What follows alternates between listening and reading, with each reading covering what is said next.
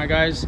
So we're going to be learning back threes, but also talking about how you would progress to that, even if you're a beginner. So if you see yourself, maybe if you don't see yourself doing back threes at the moment, I'm going to go over the steps that you can take so that eventually when you're practicing or even learning the back threes, you have a better understanding of what you need to do in order to land them consistently, or even just land one for the first time. So real quick, we're just gonna talk and mention how you want to stabilize yourself over the lead foot, and we're just gonna do some pushes, make sure we understand how to anchor ourselves where we need to.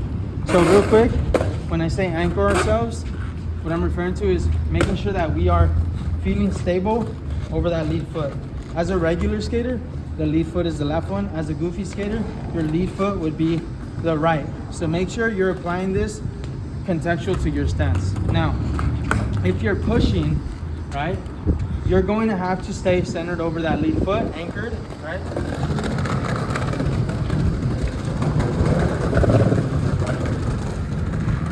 Anchor yourself. So instead of going to the right, pushing, and then going up, and swaying where you're not really in control of your stance or of the pushes. So obviously after pushing, you're gonna stand on your board. It still remains the same. You have to anchor yourself. You have to be stabilized over that lead foot.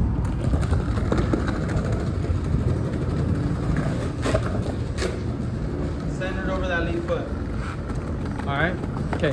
So I'm gonna go through these real quick because eventually the goal is to do a back three. So now after you got the push and riding, you understand that this is how you stabilize over that lead foot. Now we want to talk about how you would kick turn, and how you would wind up, how to turn your body so that your board can follow you if you lift your board, right? So first off, the way you lift your board would be to reduce the tension or the weight you have on that front foot, on that foot that's anchored, so that the board automatically lifts because most of the weight goes to the right?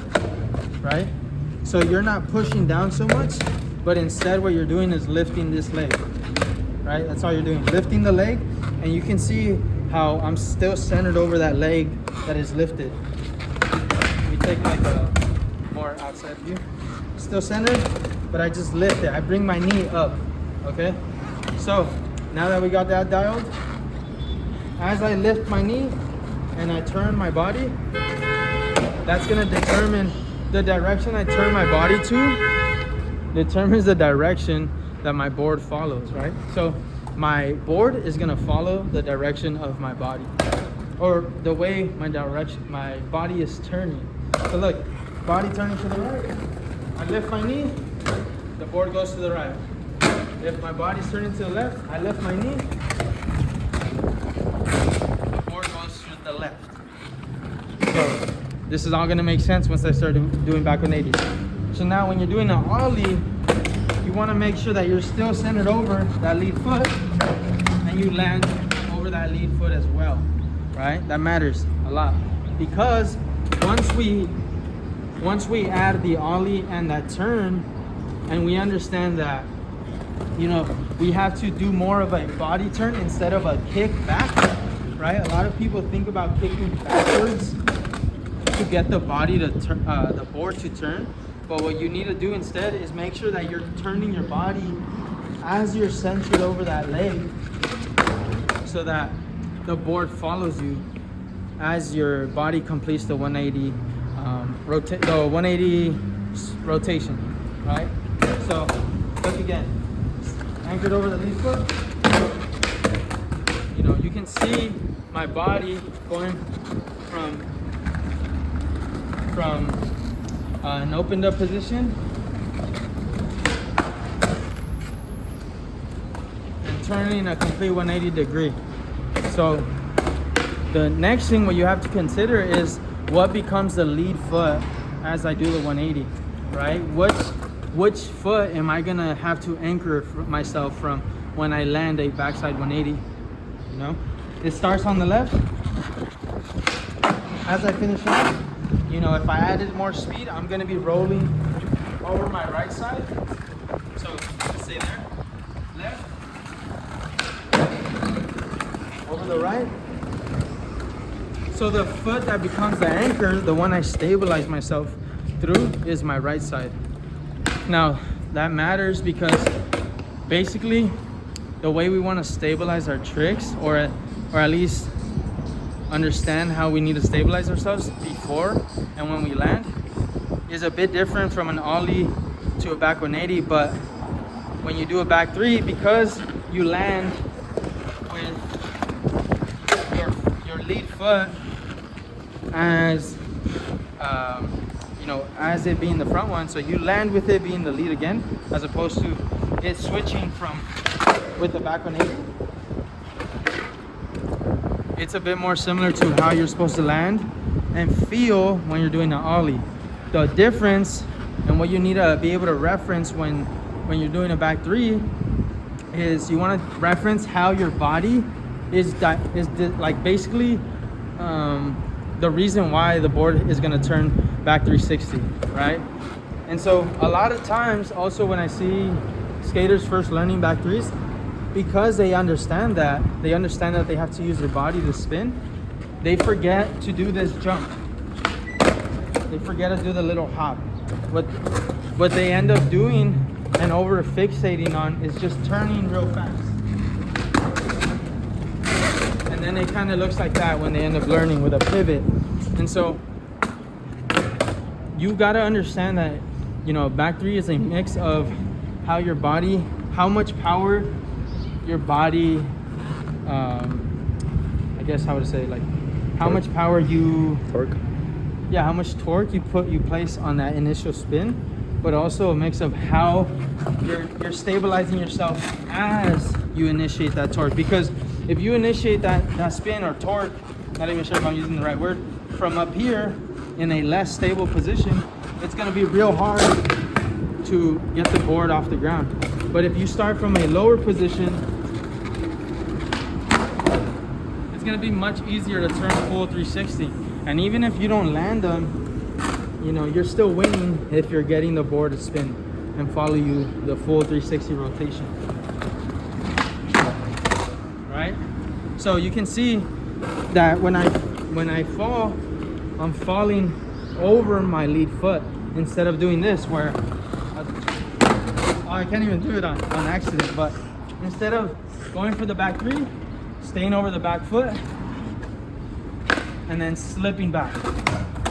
If you're doing that as you're practicing back 3s, you're staying too heavy over that back foot.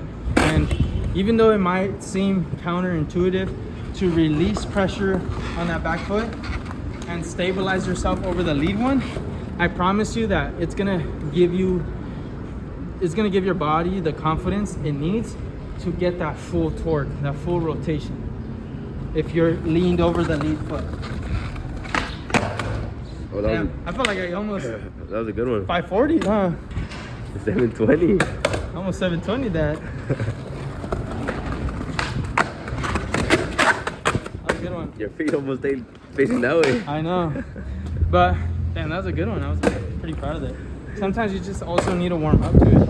I was trying some earlier and they didn't come out just to begin the video. But now I feel like I can turn all the way. Damn, I just needed to warm up. But long story short, what I'm trying to get at is you want to be able to feel stable as you're trying the back 3, because if you learn the trick and you're over that back foot and you feel unstable, and then you try to take it off of a ledge or off of some stairs, or even out of, you know, a trick, you know, tail slide of 50 or whatever it may be, a different variation, it's going to be that much harder to transition that trick. So might as well start with the right foundation, you know, with that right idea to make sure you feel stable under as you're learning ollies, back 180s, and eventually it will set you up to learn a back 3 even better. This is why learning the fundamentals is so important. And the fundamental idea in this case, I already mentioned it, is making sure you're leaned over that lead foot or centered over that lead foot, and stable. You want to think of that as your anchor point. You want to be over that lead foot. Over the lead foot. Over the lead foot. Okay, so my back threes aren't good today, but the idea is there. Master stabilizing yourself over that lead foot as you do ollies, back 180s, back threes, and this also applies when you're doing front threes. I haven't practiced so much front threes, but you want to make sure you're leaned over there and land over that lead foot. Not when you're back here and you might go to the ground because you're gonna lean back. You don't want to be leaning back. That's not how you're gonna stabilize yourself. All right, before I completely get gassed out, I'm gonna exit this video. And if you have any questions on how you can stabilize yourself as you learn, back 180s or back threes, front 180s, ask questions in the comments. You can also send me a DM at profe.carlos. We can talk about how you can improve your stability so you're set up for when you choose to progress to more advanced tricks. Otherwise, I'll see you in the next video and talk to you later.